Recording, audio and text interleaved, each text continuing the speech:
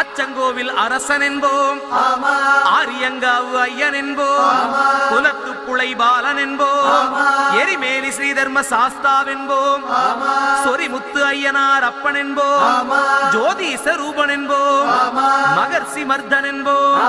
மணிகண்ட சுவாமி என்போம்,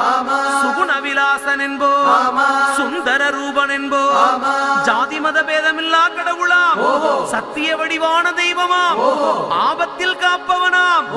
அன்னதான பிரபுவாம், உலகத்தின் முப்பற்ற தெய்வமாம், சோதனைகள் செய்வானாம், ஆனா கைவிட மாட்டானாம். அப்படிப்பட்ட சாமி ரொம்ப சிறுசையா, ஆனா சக்தி ரொம்ப